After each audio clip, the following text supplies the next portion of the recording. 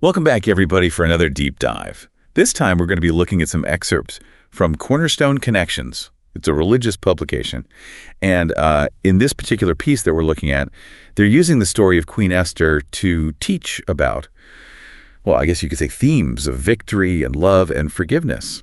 It's a fascinating juxtaposition, isn't it? I mean, how can a story from the Old Testament, known for its dramatic, sometimes violent narratives, how could that be used to teach about Christian love?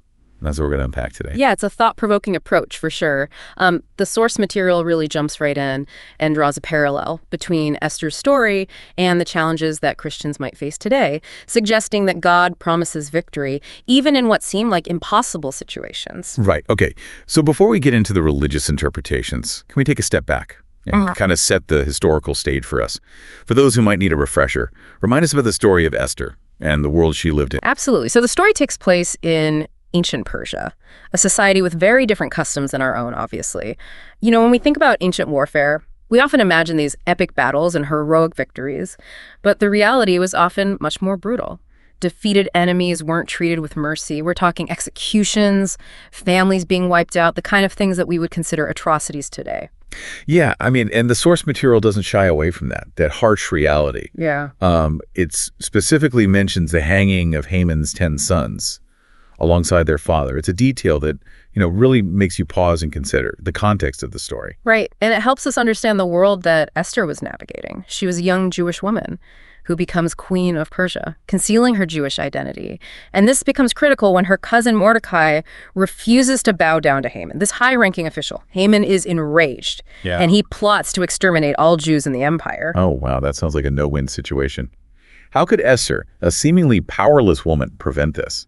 Right. That's where her courage and strategic thinking come in. She revealed her identity to the king and exposes Haman's plot. Ultimately, using the king's own laws against him, Haman is executed, the Jewish people are saved. Quite a dramatic reversal of fortune. Talk about a power move. But it raises a really interesting question for me. What does victory actually mean in this story? Is it purely about physical triumph? About defeating your enemies? Or is there something deeper going on here? That's where the source material gets really interesting. It explores several different interpretations of victory. There's the literal physical victory that we see played out, but it also suggests a more symbolic victory, a triumph over internal struggles, temptations, those everyday challenges that we all face. Okay, so victory can be both external and internal. It can be about overcoming tangible obstacles in the world, as well as conquering personal demons, so to speak. Exactly.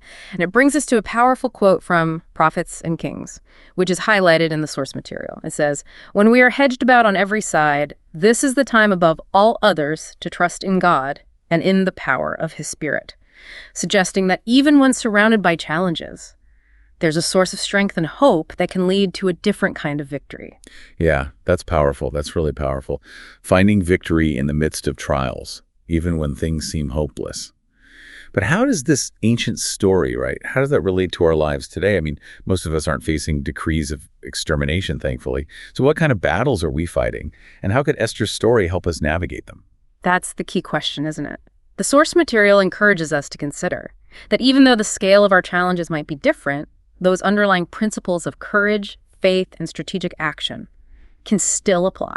So instead of literal armies, right, we're battling against those things that hold us back, bad habits, self-doubt, maybe even difficult relationships. Precisely. Think about Esther's actions.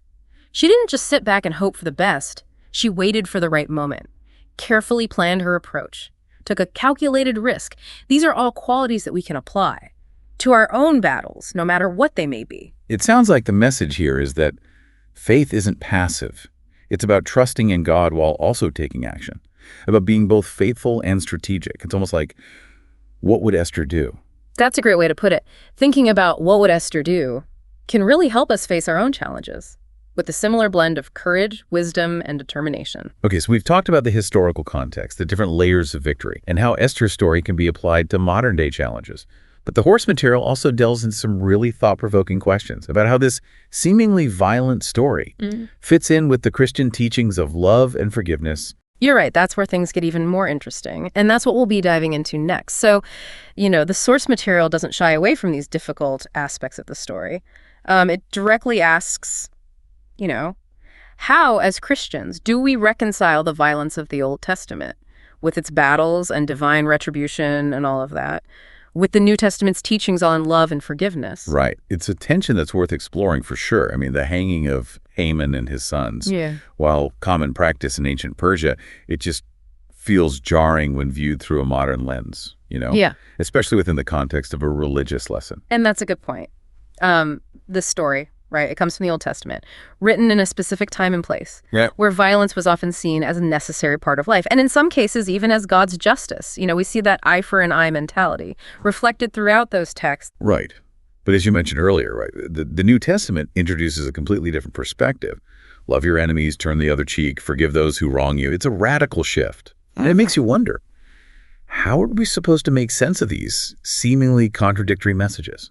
Yeah, it's a complex issue for sure, and the source material doesn't claim to offer any easy answers, but it does encourage us to think about, these different interpretations of victory that we've been discussing. Perhaps the victory being promised in Esther's story isn't always about physical domination or revenge. Maybe it's about something more profound, like the triumph of good over evil, of faithfulness over wickedness, regardless of the specific outcome. Okay, so you're saying that the meaning of victory can evolve over time, that it can be understood differently in different contexts. Precisely.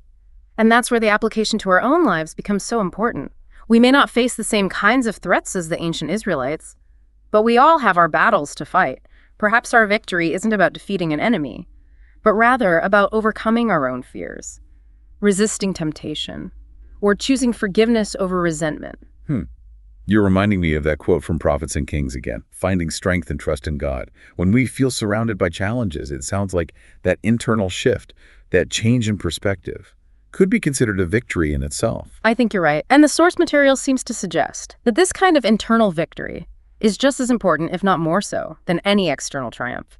It's about aligning ourselves with God's will, even when things are difficult, even when we don't understand the bigger picture. It's a challenging concept, but it also feels very empowering. It's like, we have agency in how we define victory in our own lives. And that even in the face of adversity, we can choose to focus on those internal victories. That brings us closer to God. That's beautifully said. And it brings us to another crucial aspect of Esther's story that the source material highlights: the importance of courageous action. Esther didn't just passively wait for God to intervene. She took a stand, risked her life, and actively worked to change the course of events. So you're saying it's not enough to simply pray for a miracle. We also have to be willing to step up and do our part. Even when it's scary or uncertain, it's about faith and action working together. Exactly. And the source material uses Esther's example to illustrate how God often works through human action. He gives us the strength and the wisdom to navigate challenges, but he also expects us to use those gifts to make a difference in the world. It's like he's saying, I'm here with you, Right. but you also need to get out there and do something. That's a great way to frame it. And, thinking about what would Esther do can be a really powerful motivator when we're facing our own difficult decisions. It encourages us to be bold, to be strategic, and to trust that God is working alongside us. Wow, this is all really resonating with me. It's challenging me to think more deeply about, the battles that I'm facing in my own life and how I can apply these principles of courage, faith, strategic action to find my own victory, whatever that may look like. And that brings us to another thought-provoking point that the source material raises. It suggests that Christians today might face similar challenges to those faced by the Jewish people in Esther's time. Wait, hold on. Are we talking about literal persecution here, like decrees to wipe out Christians? Because that seems a bit extreme, doesn't it? Well, the source material doesn't necessarily specify the nature of these challenges. It uses phrases like the last great conflict and Bible-believing Christians, which can be interpreted in a variety of ways. Okay, so how are we supposed to understand these warnings? What kind of challenges are being alluded to here? Well, the source material leaves that open to interpretation. But it does encourage us to consider the different forms that opposition to faith can take. It could be overt persecution, but it could also be more subtle forms of pressure, social stigma, discrimination, or even legal challenges to religious freedom. So it's about being aware of the potential threats to our faith, both from external sources and from within ourselves. Exactly. And it's about remembering that, even in the midst of these challenges, God promises to be with us, just as he was with Esther and the Jewish people. Okay, so we need to be prepared, right? Both mentally and spiritually for the possibility of opposition. But how does Esther's story specifically help us in this regard? What can we learn from her experience that might be relevant to our own lives? Well, the source material emphasizes the importance of Esther's bravery and strategic thinking. She didn't just react emotionally to the situation. She carefully assessed her options. She waited for the right moment to act. And she used her position and influence to her advantage. So it's about being both courageous and smart, about combining faith with wisdom and action. It's not just about passively accepting whatever comes our way. It's about actively working to overcome challenges and protect our faith. Precisely. And that's where the concept of victory takes on a whole new dimension. It's not just about surviving difficult times. It's about thriving in the midst of them.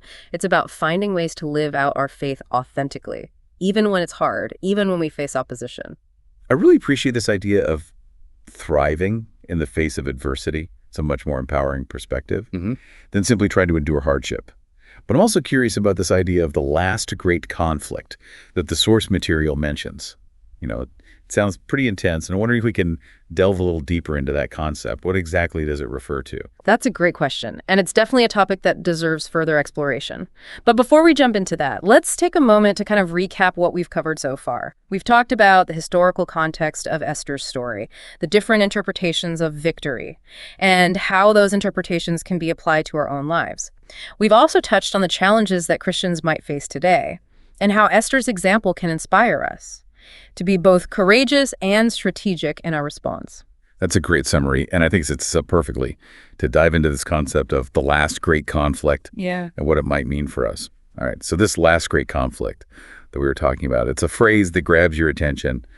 What exactly does the source material mean by that? Yeah, well, it's presented as this time when, like in Esther's day, those who hold certain beliefs might face opposition or pressure to compromise their values, kind of ultimate test of faith. Okay, it sounds almost apocalyptic. Are we talking about some epic showdown between good and evil? Well, the source material uses some strong language, yeah.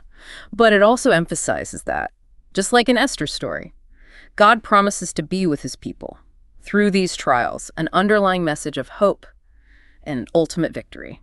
That is reassuring. But it still makes me wonder what this conflict might actually look like in the modern world. What sort of challenges could Christians potentially face? Right, and the source material, it's intentionally pretty broad in its description, leaves room for interpretation. It could mean facing persecution for one's beliefs, having to defend your values in a secular society, or even experiencing internal struggles, right, with doubt and temptation. It speaks to a variety of possible battles on different fronts. So it's not necessarily about some massive world-ending event, but more about the individual and collective challenges, I guess, that come with staying true to one's faith in a world that might not always be supportive or understanding. Yeah, I think that's a good way to put it. It's about those moments when you're called upon to stand up for what you believe in, even when it's difficult or unpopular, holding on to your convictions, even when faced with pressure to conform. Right, that makes sense. But how does the story of Esther specifically help us prepare for these sorts of challenges? What can we learn from her experience that might be relevant in our own lives today? Well, the source material highlights Esther's courage and her willingness to take a stand, even when it meant risking her own life. She didn't shy away from the situation, faced it head on, using her wisdom and her influence to protect her people. Yeah, and she also demonstrated remarkable strategic thinking. Didn't just rush into action. Waited for the right moment, carefully planned her approach. It's a reminder that faith doesn't have to be passive. We can be both faithful and strategic in how we navigate these challenges we face. Exactly, and that's a key takeaway for us, for everyone listening. It's about finding that balance between trusting in God's guidance and actively working to overcome obstacles, remembering that we have agency, right? Even in the midst of difficult circumstances. So as we wrap up this deep dive, I think the message is pretty clear.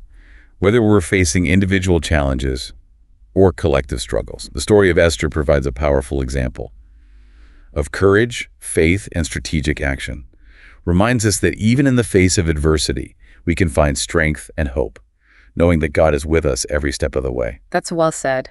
Leaves us with something to ponder. How can we, like Esther, be both faithful and strategic in our own lives? How can we face our challenges with courage and wisdom, knowing that even in the midst of conflict, there is always the promise of ultimate victory? That's a powerful question to end on. Thanks for joining us on this deep dive into the story of Esther. We'll be back next time with another fascinating exploration. Until then, keep seeking, keep questioning, and keep diving deep.